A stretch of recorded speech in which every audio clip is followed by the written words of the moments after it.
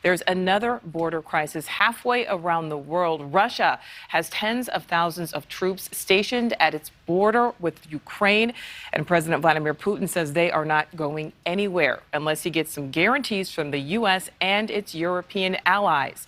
NewsNation Washington correspondent Kelly Meyer is live for us. So, Kelly, tell us, what is Putin asking for?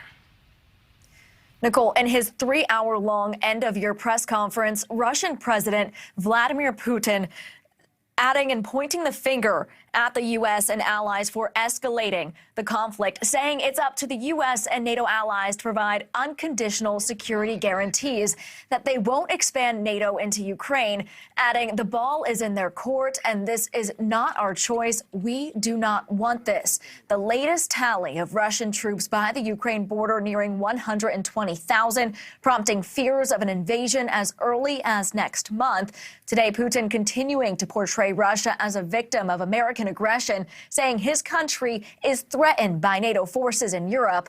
Today, that prompted a White House response. We're simply asking them not to deploy their attack systems over at our home.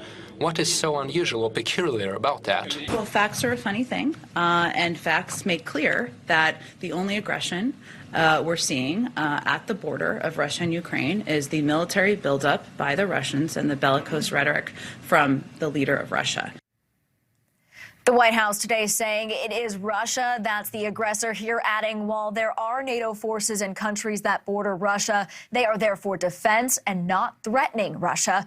The White House confirming today the U.S. and Moscow are set to speak next month. A time and place has yet to be announced. Nichole. All right, Kelly, thank you. Thank you so much for watching. Make sure to click on the red subscribe button below so you can get more of NewsNation's fact-driven, unbiased coverage.